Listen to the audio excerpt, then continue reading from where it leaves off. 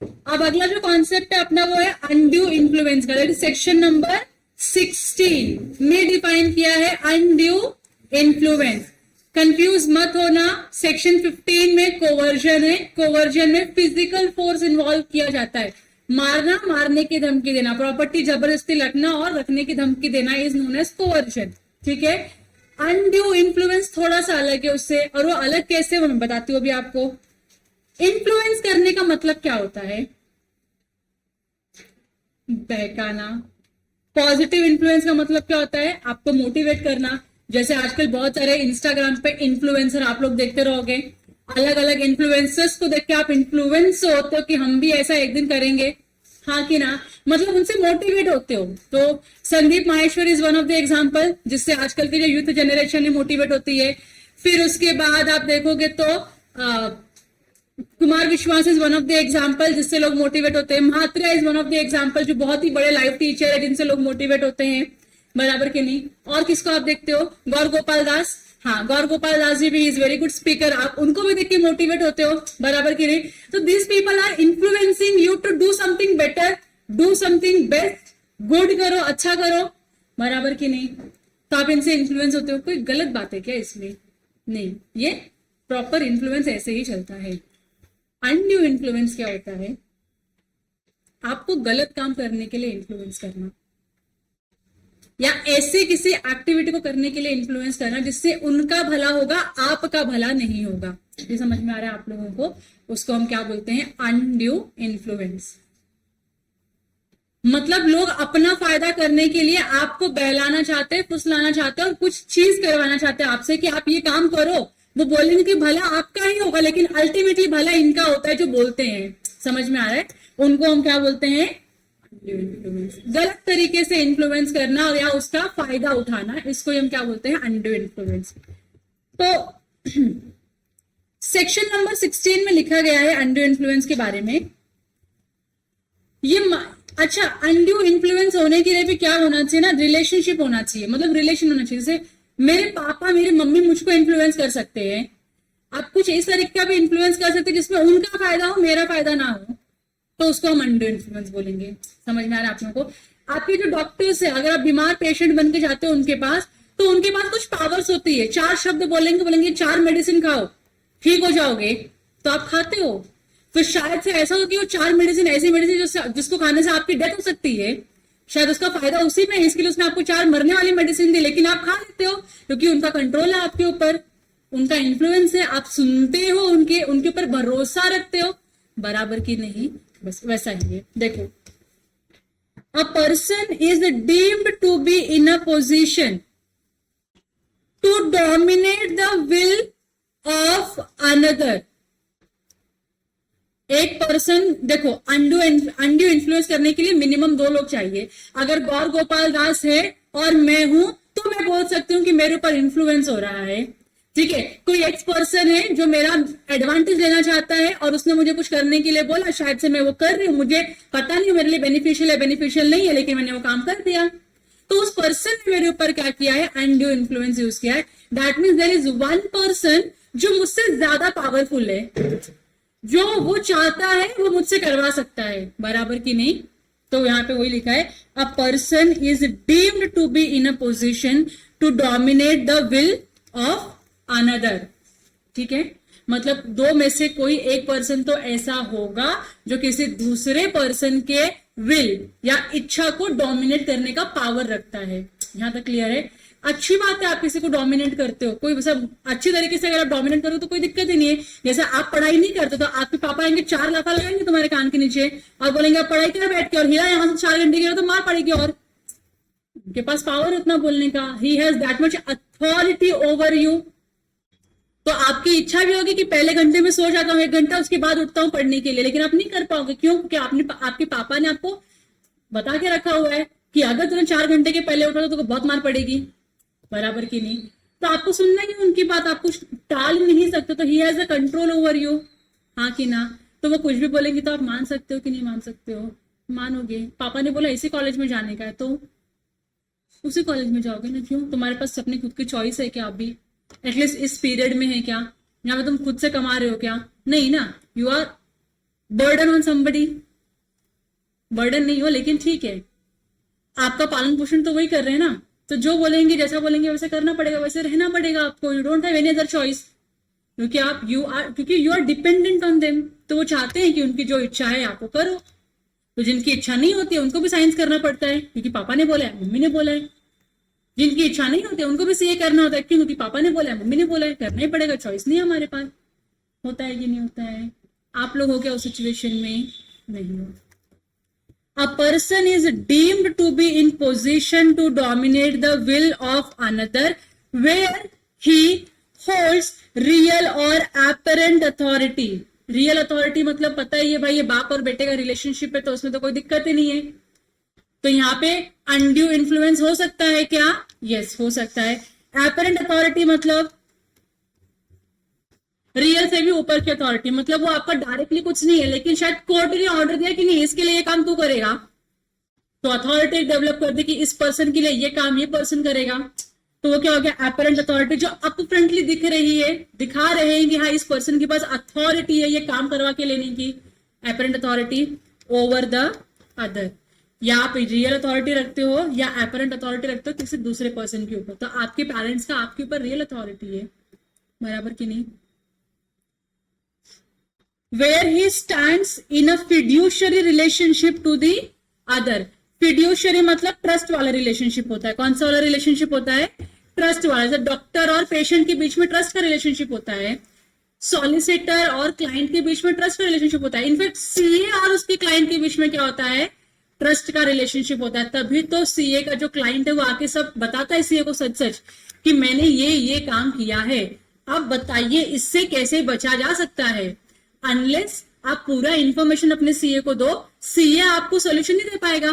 तो you have to give the full information, बराबर कि नहीं? और ये इंफॉर्मेशन आप कब देते हो? जब आपका सामने वाले पर्सन के ऊपर ट्रस्ट फेथ होता है, तभी दे पाते हो ना, वरना दोगे क्या सारी information?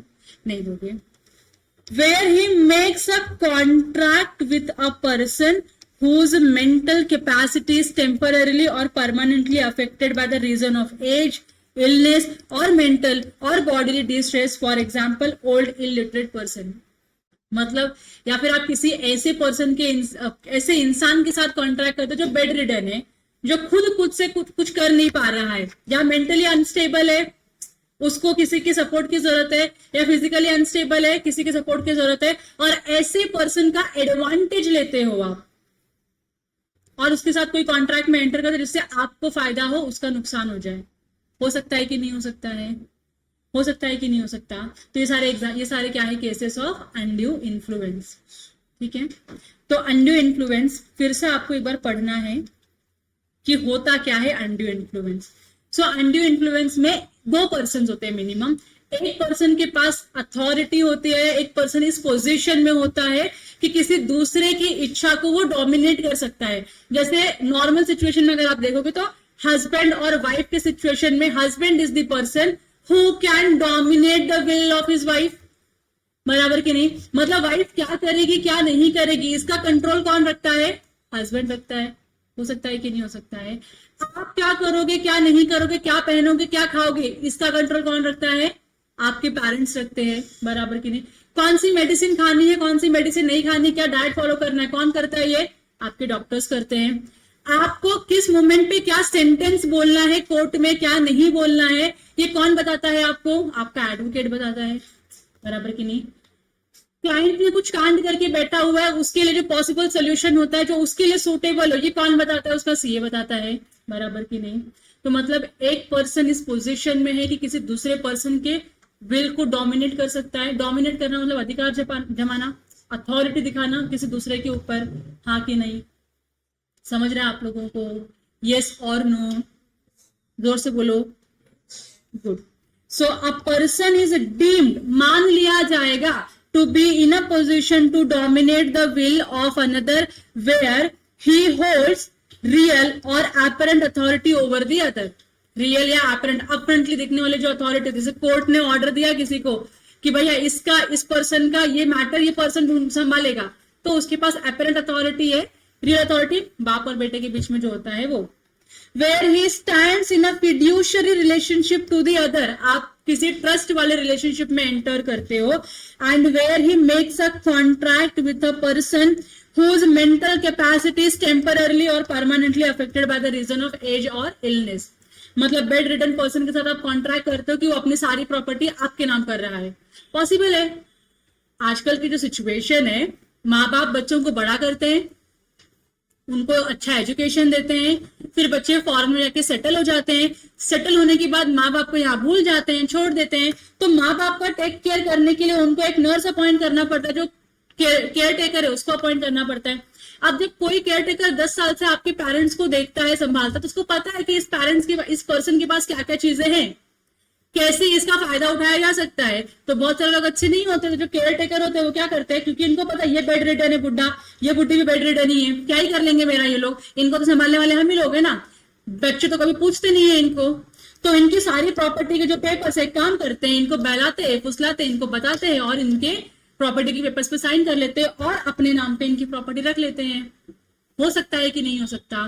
Now because they are incapable of understanding what you people are trying to do, कर लिया ना कॉन्ट्रैक्ट आपके साथ undue influence यूज करके, अच्छा बन के आपके सामने आपसे कॉन्ट्रैक्ट में साइन करवा लिया, या ये बोल के करवा लिया कि कुछ और पेपर है आपको साइन करने पड़ेंगे, मेडिकल पेपर से साइन कर दो, उसने कर दिया जाएगा शायद से. बताओ कॉन्ट्रैक्ट का पोजीशन क्या होगा? Void, voidable, valid. वॉइडेबल होगा. क्यों? क्योंकि इनको नहीं पता ना, ये इलिटरेट है, ओल्ड है, मेंटली क्या है, डिस्ट्रेस है, पता नहीं चल रहा है क्या कर रहे क्या नहीं कर रहे. तो डेफिनेटली इनके साथ क्या क्या कोई भी कॉन्ट्रैक्ट क्या होगा, वॉइडेबल ही होगा. यस और नो. फिर यहाँ पे एक एग्जाम्पल दिया हुआ है, a teacher by reason of his authority over the students can dominate the will of the student. ये तो मतलब बताने की जरूरत है ही नहीं. तुम्हारी इच्छा नहीं है 4 घंटे लेक्चर में बैठने की, लेकिन टीचर की इच्छा है ना. टीचर के पास एक डोमिनेंट पोजीशन है कि नहीं, कि तुम्हारी इच्छा के अगेंस्ट जाके कुछ काम करने का. मतलब तुमको नहीं बैठना 4 घंटे के लेक्चर में, लेकिन वो चाहेगा तो बैठना ही पड़ेगा आपको. You can not deny. Maximum क्या कर सकते हो, अपना बैग लेके उठ के निकल जाओगे क्लासरूम के बाहर, किसने रोका है तुमको, जाओ. लेकिन लेक्चर 4 घंटे की पहले तो खत्म नहीं हो रहा है आपका, बराबर की नहीं. तो टीचर्स के पास क्या पावर होती है कि अपने स्टूडेंट्स के विल को डोमिनेट कर सके. यस, अभी टीचर को दिखता है कि टैलेंट वेस्ट हो रहा है, कि नहीं यार ये इंसान ऐसा या एक स्टूडेंट ऐसा है जो सच में बहुत अच्छा कर सकता है, लेकिन उसकी मस्ती की वजह से वो कर नहीं रहा है. तो क्या टीचर उसको इन्फ्लुएंस कर सकते हैं कि भाई तू ये काम कर, तेरे लिए बेनिफिशियल है, ऐसे पढ़, तेरे लिए बेनिफिशियल है, ये एक्टिविटी कर, तेरे लिए बेनिफिशियल है. बोल सकते हैं कि नहीं बोल सकते? क्या स्टूडेंट को फॉलो करना पड़ेगा? वो करना पड़ेगा, बराबर की नहीं. तो ये एक एग्जाम्पल है.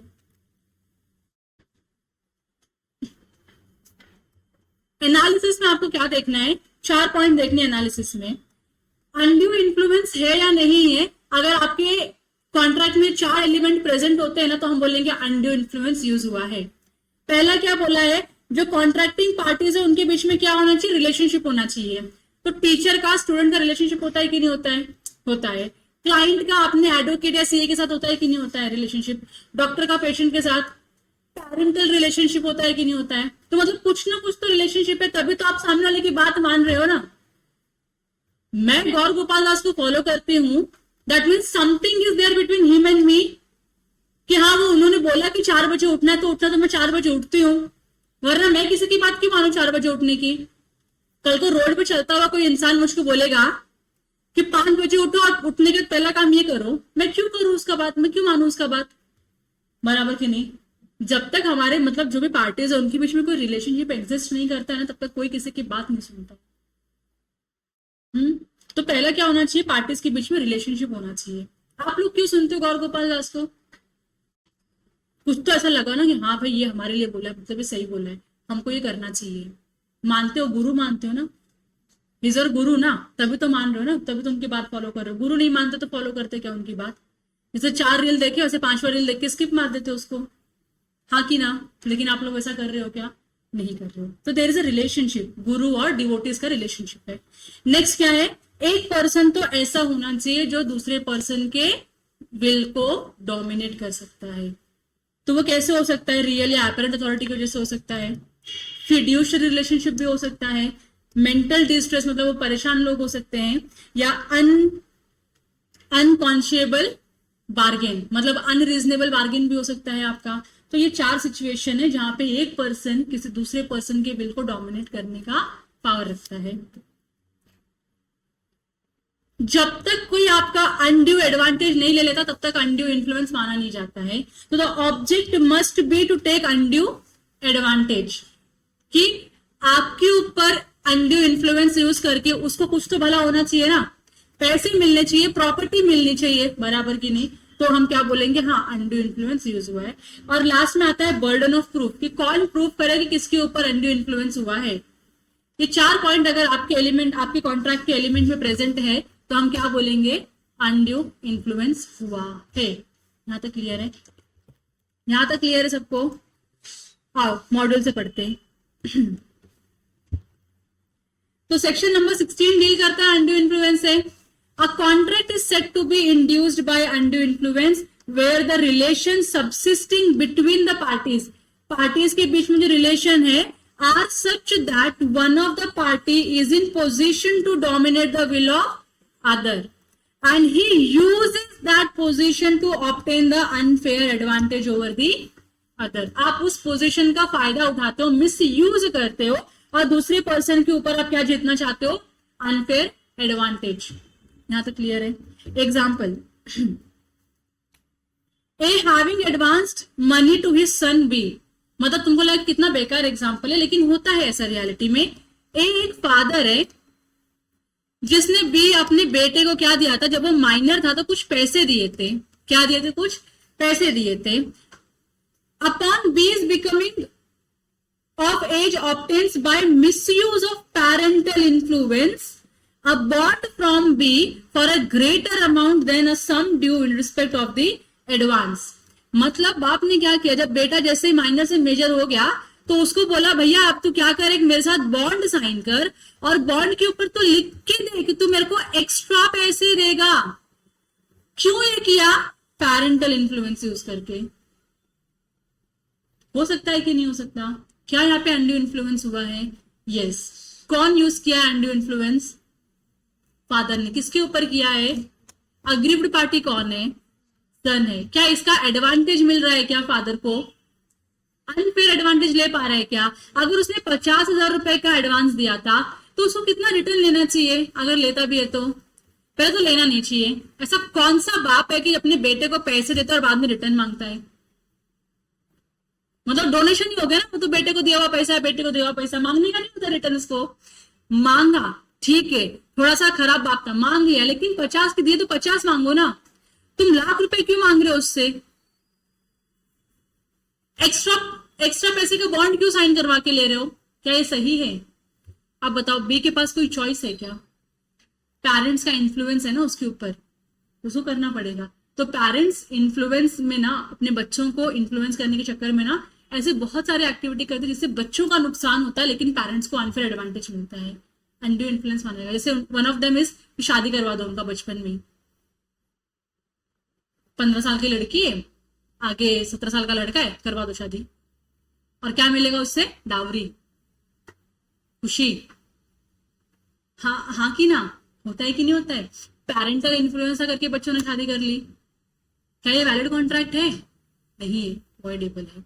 ठीक है, अब यहाँ पे लिखा है इंग्रेडिएंट क्या क्या होने चाहिए। तो इंग्रेडिएंट आपने पढ़े, रिलेशनशिप होना चाहिए। A person can be influenced by the other when near relationship between the two exist. Relation होना चाहिए तो ही आप अनड्यू इन्फ्लुएंस आपके ऊपर यूज किया जा सकता है, अदरवाइज नहीं कर सकते। दूसरा क्या होना चाहिए? Position to dominate the will. The relation between the parties exists in such a manner that one of them is in position to dominate the will of the other. Yes, a person is deemed to be in such position in the following circumstances. पहला, real and apparent authority, where a person holds a real authority over the other, as in the case of master and servant, doctor and patient, etc. तो master का भी तो servant के ऊपर control होता है कि नहीं होता है? अथॉरिटी, जो मास्टर ने बोला सर्वेंट को करना पड़ेगा, चाहे वो सही हो चाहे वो गलत हो। सर्वेंट करता है कि नहीं करता है? Because he works it for money. Example क्या दिया है? A father by the reason of his authority over the son can dominate the will of the son. बराबर की नहीं? हाँ कि ना? अभी ऊपर का एग्जाम्पल तो वही पढ़ा हम लोगों ने. दूसरा, फिड्यूशरी रिलेशनशिप मतलब ट्रस्ट वाला रिलेशनशिप एग्जिस्ट करता है पार्टीज के बीच में. So where relation of trust and confidence exist between the parties to a contract, such type of relationship exists between father and son, solicitor and client, husband and wife, creditor and debtors. तो अलग अलग example दे दे कि कहाँ कहाँ पे fiduciary relationship exist करता है. तो उसमें एग्जाम्पल में क्या दिया है? By reason of fiduciary relationship a solicitor can dominate the will of his client and a trustee can dominate the will of the beneficiary. हो सकता है कि नहीं? सॉलिसिटर कौन होता है? जो एडवोकेट और जो लॉयर्स होते हैं उनकी जो टॉप का जो पोजीशन होता है उसको हम क्या बोलते हैं? Solicitor. Generally they draft laws. जो लॉ ड्राफ्ट करने की अथॉरिटी होती है, जो एग्जाम देनी होती है वो सॉलिसिटर की एग्जाम होती है. अगर आप वो क्वालिफाई करते हो तो you can draft a law on behalf of the government. ठीक है. तो सॉलिसिटर अपने क्लाइंट का विल डोमिनेट कर सकता है और ट्रस्टी जो है अपने बेनिफिशियरीज का विल डोमिनेट कर सकता है कि नहीं कर सकता? क्योंकि ट्रस्टी क्या है? हायर पोजीशन है, बेनिफिशियरीज लोअर पोजीशन है.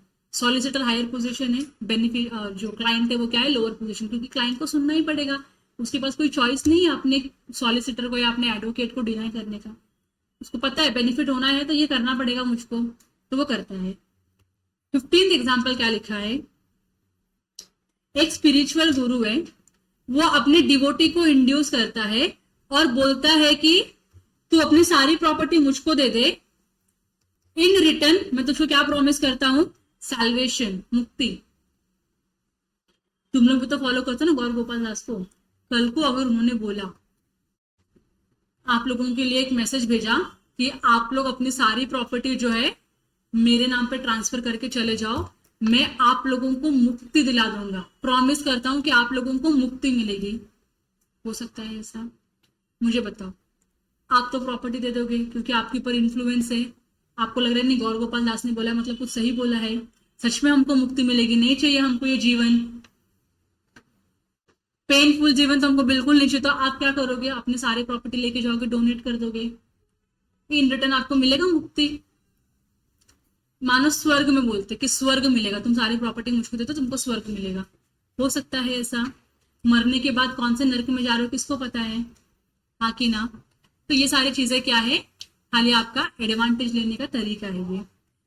Held the consent of the devotee was given under the undue influence, and here the relationship was fiduciary between guru and devotee, and guru was in the position to dominate the will of the devotee. Clear है यहाँ तक? चलो यहां तक clear है आपको? जो ये जो लास्ट एग्जांपल पढ़ा ना गुरु और डिवोटी का, वो फेवरेट एग्जांपल है इंस्टीट्यूट का. ठीक है. इसके बेसिस पे आपको क्वेश्चन आ सकता है एग्जाम में. और ये अनड्यू इन्फ्लुएंस का केस है. अगर आपने प्रॉपर्टी अनड्यू इन्फ्लुएंस में आने के बाद अगर आपने प्रॉपर्टी डोनेट कर दी गुरु को in the return of salvation, आपको कुछ मिलने वाला नहीं है. कॉन्ट्रैक्ट क्या होगा? वॉइडेबल होगा. किसके ऑप्शन पे वॉइडेबल होगा? At the option of aggrieved party who is devotee in this case. यहां तक क्लियर है?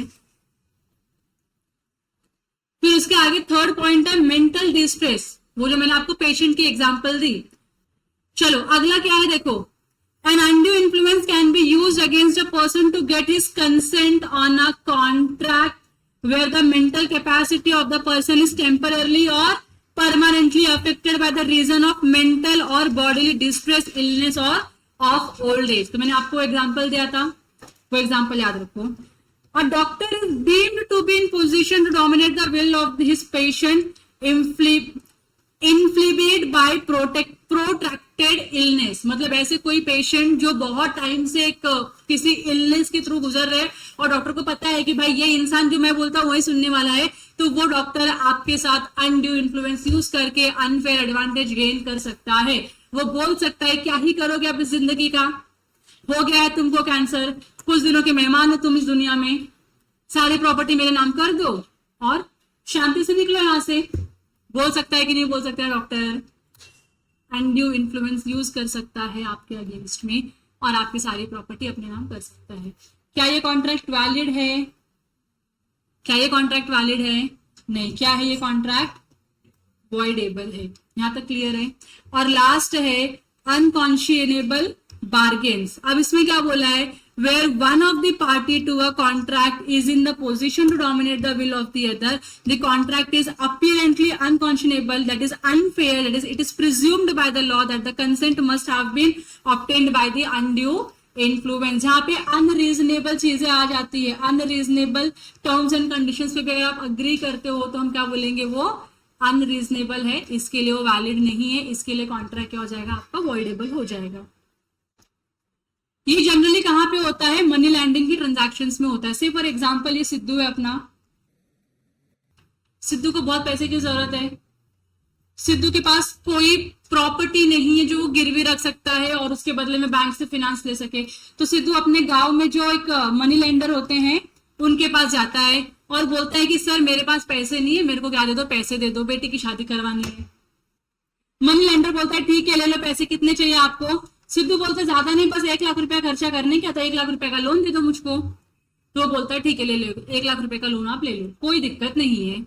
लेकिन क्योंकि आपके पास कुछ है नहीं गिरवी में देने के लिए, कोलैटरल सिक्योरिटी नहीं है, तो यू हैव टू पे rate of interest at the rate of 6% per month, ज्यादा नहीं। मतलब आप 1 लाख रुपया लेके जा रहे हो लोन में और आपको 6% का क्या देना है, पर मंथ इंटरेस्ट देना है। कितना आता है, बस उतना ही आपको महीने भर का देना है मुझको। बताओ क्या ये सही है, नहीं। Sidhu was in urgent need of money, इसका फायदा किसने उठाया, मनी लेंडर ने उठाया। और मनी लेंडर ने क्या बोला, 6% के रेट ऑफ इंटरेस्ट पे क्या दूंगा तुमको, लोन दूंगा, चाहिए तो लो वरना निकलो। गरज था इसका तो उसने रुका और लोन लिया। क्या ये अनरीजनेबल है 6% का रेट ऑफ इंटरेस्ट, बहुत ज्यादा अनरीजनेबल है। 0.1 होता है, मैक्सिमम 1% होता है, 1.5% होता है, तुम 6% ले रहे हो। मतलब कितने जमाने लगेंगे उसको चुकाने के लिए, वो उसको भी नहीं पता कितने जमाने में चुका के होगा 6% का रेट ऑफ इंटरेस्ट के साथ, प्रिंसिपल के साथ। मतलब 1 लाख रुपए तो देना ही है, along with the interest of monthly 6,000 rupees. कैसे लाएगा, कहां से लाएगा पैसे इतने सारे, हाँ कि ना। तो ये अनरीजनेबल है। तो यहाँ पे क्या हुआ है, मनी लेंडर ने अनड्यू इन्फ्लुएंस यूज किया है अपना फायदा करने के लिए। चल क्लियर है, क्लियर है। एग्जाम्पल ये पढ़ो, आप लोग खुद से पढ़ो। अच्छा ऐसा हो सकता है ना कि सिद्धू ने 1 लाख रुपए का लोन तो ले लिया, मतलब उसको जरूरत थी इसके लिए ले लिया 6% के रेट ऑफ इंटरेस्ट पे, और जब उसका काम हो जाता है, पैसे खर्च हो जाते हैं, तो कोर्ट में जा सकता है कि नहीं। कोर्ट में जाके ये बोल सकता है ना कि सर मेरा क्या किया गया है, मेरे साथ जबरदस्ती किया गया है, मेरे साथ अनफेयर तरीके से ट्रीटमेंट किया गया है, अनफेयर ट्रीटमेंट किया गया है मेरे साथ। मुझको जो रेट ऑफ इंटरेस्ट 1% पे मिलता था, मुझको 6% की रेट ऑफ इंटरेस्ट पे क्या दिया गया है, लोन दिया गया है। तो प्लीज आप इस कॉन्ट्रैक्ट को तो सेट असाइड कर दीजिए। सेट असाइड करना मतलब कैंसिल कर दीजिए, या तो आप मनी लेंडर को बोलिए कि मुझको लो रेट ऑफ इंटरेस्ट ग्रांट करे। हो सकता है कि नहीं हो सकता है, तो कोर्ट क्या बोलेगी, रेट ऑफ इंटरेस्ट कम कर देगी, बराबर कि नहीं। अब तूने पैसे तो उड़ा दिए, पैसे देने के तेरे पास है नहीं अभी कुछ, तो कम से कम इंटरेस्ट दे, लेकिन 6% पे देने की जरूरत है क्या, नहीं। कोर्ट बोलेगी ठीक है कोई दिक्कत नहीं है, 1% रेट ऑफ इंटरेस्ट फिक्स करता हूं मैं, और सिद्धू 1% रेट ऑफ इंटरेस्ट पे क्या देगा, इंस्टॉलमेंट पे करेगा मनी लेंडर को। हो सकता है कि नहीं हो सकता है ऐसा। क्या अब ये कॉन्ट्रैक्ट वैलिड हो गया, क्या अब ये कॉन्ट्रैक्ट वैलिड हो गया। जो वॉइडेबल था एक जमाने में, जिसको ये कैंसिल करवाने के लिए गया, लेकिन कोर्ट ने उसको वैलिड डिक्लेयर कर दिया by changing the terms and conditions of the contract. हाँ कि ना, बोलो हाँ जोर से। अगला एग्जाम्पल है, मैं तुमको केस बताती हूं, तुम मुझको बताओगे कि ये अनड्यू इन्फ्लुएंस वाला केस है या नहीं है। ठीक है, मैं केस पढ़ूंगी, मतलब केस को मैं डिजाइन करूंगी, और आप लोग मुझे अपना दिमाग यूज करके आंसर दोगे। ओके, ये एक बैंक है, एक क्या है, बैंक है। बैंक का काम क्या होता है, पैसे लेना, और पैसे लेते तो उसको हम क्या बोलते हैं, डिपॉजिट्स। पैसे देते तो उसको हम क्या बोलते हैं, लोन। तो ये अनुज है, दिख रहा है ना आपको अनुज। अनुज एक बैंक के पास जाता है और बैंक को बोलता है बैंक मुझको क्या चाहिए, लोन चाहिए। तो बैंक पहले मना करती है, बोलती है नहीं सॉरी अनुज, हम आपको लोन नहीं दे पाएंगे। तो अनुज बोलता है क्यों नहीं दोगे लोन, आपका तो काम है लोन देना, बराबर की नहीं। तो बैंक बोलते देख अनुज, मार्केट में ना बहुत ज्यादा इन्फ्लेशन बढ़ गया है, पैसे नहीं है, आरबीआई का रेगुलेशन है कि हम आपको लोन नहीं दे सकते, तो नहीं दे सकते। अगर आपको फिर भी इच्छा है लोन लेने की तो आपको हाई रेट ऑफ इंटरेस्ट पे करना पड़ेगा। मतलब अगर आप बिजनेस लोन लेते हो नॉर्मल सिचुएशन में, जहां पे कोई मार्केट में तंगी नहीं है, अगर आप उस सिचुएशन में लोन लेते हो तो आपको शायद से 8% पर एनम का रेट ऑफ इंटरेस्ट भरना पड़ेगा, बराबर की नहीं, क्योंकि सारी सिचुएशन स्टेबल है, कंट्रोल में, कोई दिक्कत नहीं है, पैसे का ज्यादा इन्फ्लेशन नहीं है, तो कोई दिक्कत है क्या? नहीं है। तो नॉर्मल सिचुएशन पे आपको वो 8% पर एनम पे लोन मिलता, लेकिन क्योंकि मार्केट में भी स्ट्रिंजेंसी चालू है, डिफिकल्ट सिचुएशन चालू है, हमारे पास पैसे नहीं है पैसे देने के लिए, और फिर भी अगर आप डिमांड करते हो लोन का तो आपको हाई रेट ऑफ इंटरेस्ट देना पड़ेगा, which can go up to 20% per annum. अनुज बोलता है चलेगा, और अनुज ने 20% पर एनम पे क्या ले लिया? बैंक से लोन ले लिया। अब बताओ, क्या अनुज कोर्ट में जाके ये प्लीड कर सकता है कि मेरे साथ अंडर इन्फ्लुएंस हुआ है, मुझको 8% वाला लोन मुझको 20% पे दिया गया है? क्या अनुज ऐसा बोल सकता है कोर्ट में जाके?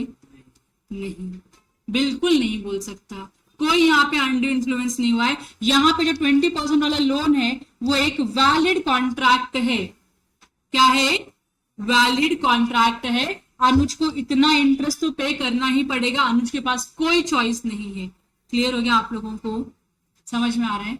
तो ये वो सेकंड एग्जांपल जो इसका ही है। A applies to the banker for a loan at the time when there is a stringency in the money market. money market में प्रॉब्लम चालू है, डिफिकल्टी चालू है।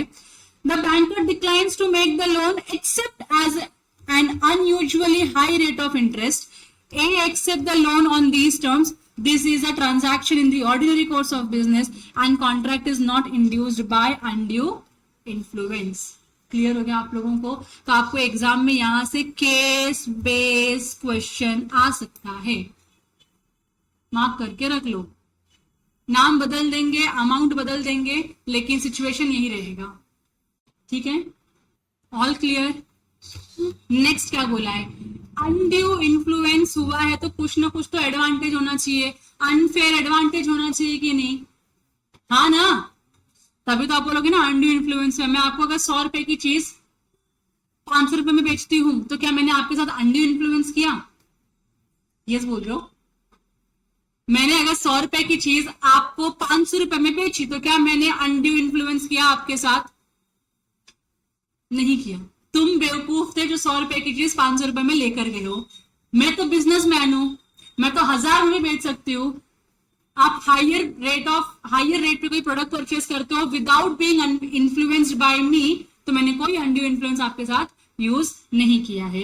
देखो, where a person is in a position to influence the will of the other in getting the consent must have the object to take the advantage of the other.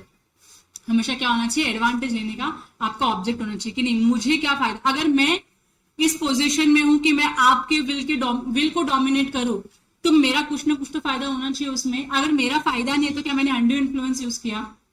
नहीं। तो आप undue influence का case मेरे ऊपर file नहीं कर सकते हो अगर मेरा फायदा नहीं हुआ तो। अगर मेरा फायदा हो रहा है तो yes, undue influence. For example मैं अभी तुम लोग को जो मैं बता रही थी कि मैं जबरदस्ती तुमको बोल रही थी तुमको बैठना ही पड़ेगा 4 घंटे के लेक्चर में, तो मेरा फायदा है कि तुम्हारा फायदा है? इसमें तुम्हारा फायदा। तो मैंने अनड्यू इन्फ्लुएंस यूज किया है तुम्हारे ऊपर। ठीक है? देखो, यहाँ पे एग्जांपल है, एक टीचर है, वो अपनी बेटी को बोलती है कि मेरा एक ब्रिलियंट स्टूडेंट है, उसे शादी कर ले। हो सकता है कि नहीं हो सकता? टीचर देख रही है कि सामने ब्रिलियंट लड़का बैठा हुआ है जो मेरी बेटी के लिए बहुत सूटेबल है, तो बोल सकती है तो शादी कर ले। बोल सकती है कि नहीं बोल सकती है? Yes. Both the girl and the boy were smart, settled and intelligent. Smart भी है, सेटल्ड भी है, इंटेलिजेंट भी है, तो अच्छा पेयर बन रहा है कि नहीं इन दोनों का? अच्छा बन रहा है। Here the teacher had a relation which can have influence on both of them. Teacher का स्टूडेंट के ऊपर इन्फ्लुएंस होता है कि नहीं होता है? टीचर का अपनी बेटी के ऊपर इन्फ्लुएंस हो सकता है कि नहीं हो सकता है, लेकिन अगर इन दोनों की शादी होगी तो मेरा क्या फायदा है इसमें एज अ टीचर? मुझे कौन सी भर भर की प्रॉपर्टीज मिल रही है मेरे नाम पे? कुछ हो रहा है मेरा फायदा? नहीं। तो क्या मैं कोई बोल सकता है कि आपने अनड्यू इन्फ्लुएंस यूज करके इन दोनों की शादी करवाई है? भाई सेटल है, स्मार्ट है, उनको समझ में आता है क्या डिसीजन उनके लिए सही है, क्या डिसीजन उनके लिए गलत है। उन्होंने डिसाइड, मैंने ऑप्शन दिया, वो लोगों ने अग्री कर लिया, मेरा कोई फायदा नहीं है ना इसमें। तो मैंने अनड्यू इन्फ्लुएंस करवा के शादी करवाई क्या? नहीं। Here the teacher had a relation which can have influence on both of them, but as no undue advantage of such influence was taken, such contract of marriage is said to be made by free consent. मेरा तो कोई advantage हुआ नहीं इसमें, इन दोनों की शादी हो गई। अच्छा, मैंने किसी को फोर्स भी तो नहीं किया ना, करना ही पड़ेगा। चॉइस वॉज गिवन, इन दोनों ने अग्री किया और कर लिया शादी, बराबर की नहीं। तो कॉन्ट्रैक्ट वैलिड होगा कि नहीं होगा? कोई अनड्यू एडवांटेज यूज, कोई अनड्यू इन्फ्लुएंस यूज नहीं किया गया है, ना ही कोई अनड्यू एडवांटेज मुझको मिला है इस कॉन्ट्रैक्ट से। यहां तक क्लियर हो गया आप लोगों को? अब लास्ट पार्ट है इस सेक्शन का, that is burden of proof. देखो क्या बोला है, when a party to contract decides to avoid the contract, मतलब कौन सी पार्टी होगी जो कॉन्ट्रैक्ट को अवॉइड करने का डिसीजन लेगी? कौन सी होगी? अग्रीव्ड पार्टी होगी ना। तो क्या बोलते हैं, when a party to a contract decides to avoid the contract on the grounds of undue influence, he has to prove, इसको प्रूव करना होगा that the other party is in position to dominate his will, मतलब जो दूसरी party है उसकी वो इस पोजीशन में है कि वो मेरे विल को डोमिनेट करेगी। दूसरा, other party actually used his position to obtain his consent, उसने अपने इस डोमिनेंट पोजीशन का यूज किया मेरा कंसेंट लेने के लिए। एंड ट्रांजैक्शन इज अनफेयर और अनकॉन्शियनेबल, ट्रांजैक्शन अनफेयर या अनरीजनेबल है। अगर ये तीनों कंडीशन आप फुलफिल कर लेते हो, तीनों चीज आप प्रूव कर लेते हो, तो हम बोलेंगे हाँ भाई अनड्यू इन्फ्लुएंस इस केस में यूज हुआ है। यहां तक क्लियर है? यहां तक क्लियर है? हाँ, लास्ट में क्या लिखा है, effect of undue influence, section number 19A में लिखा हुआ है। सेक्शन नंबर 19 में जो इफेक्ट ऑफ कोवर्जन लिखा था, 19A में क्या लिखा है, इफेक्ट ऑफ अनड्यू इन्फ्लुएंस। बताओ कॉन्ट्रैक्ट क्या होगा? So when consent to an agreement is caused by undue influence, agreement is a contract voidable at the option of the parties whose consent was so caused. Any such contract may be set aside either absolutely if the party who was entitled to avoid it has received any benefit thereunder. आप पूरा का पूरा contract क्या कर सकते हो, set aside मतलब cancel कर सकते हो। 100% नॉन परफॉर्मेंस हो सकता है कि नहीं हो सकता? Upon such terms and condition as the court में सेम जस्ट, जैसा कोर्ट को ठीक लगता है कोर्ट क्या करेगी, जैसा आपको डिसीजन देगी और आपको वो फॉलो करना होगा।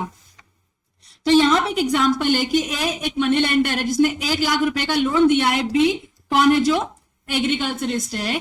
यहाँ पे अनड्यू इन्फ्लुएंस यूज करके ए क्या करता है, बी के साथ क्या करता है, एक बॉन्ड एग्जीक्यूट करवाता है जिसमें ये लिखा है कि बी इसको 2 लाख रुपया पे करेगा with interest eight 6% per month.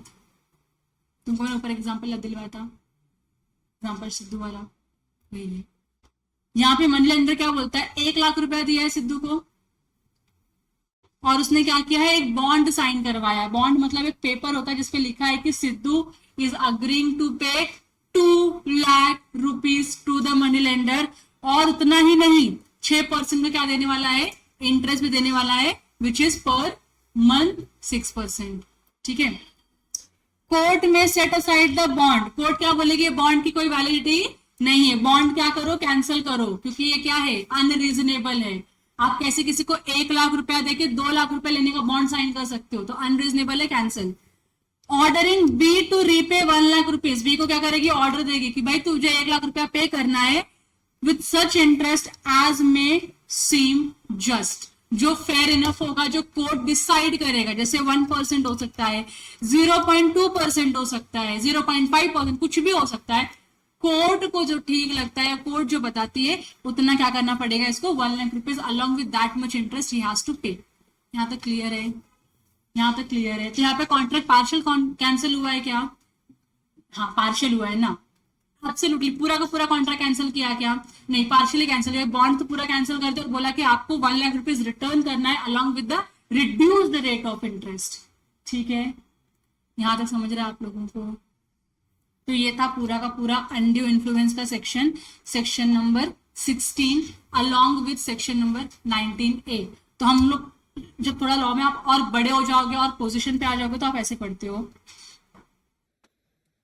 Section 16 read with section 19A। तो इसका मतलब होता है आपको सेक्शन 16 पढ़ना है लेकिन इसका इफेक्ट 19A में लिखा है, तो you have to read this section also. अभी आपको इतना सब करने की जरूरत नहीं है, ये सब आपकी जिंदगी में कब आएगा? जब आप इंटर के लेवल पे आ जाओगे तब। अभी आप इतना मेहनत मत करो, अभी खाली आपको पता होना चाहिए 15, 16, 17, 18 क्या है। 15 क्या है, 16, 17, 18 मिस रिप्रेजेंटेशन है। 18 क्या है, miss representation. 19 effect of coercion. 19A 20, 21, 22 mistake. यहां तक क्लियर है आप लोगों को? कोई डाउट है? नहीं है।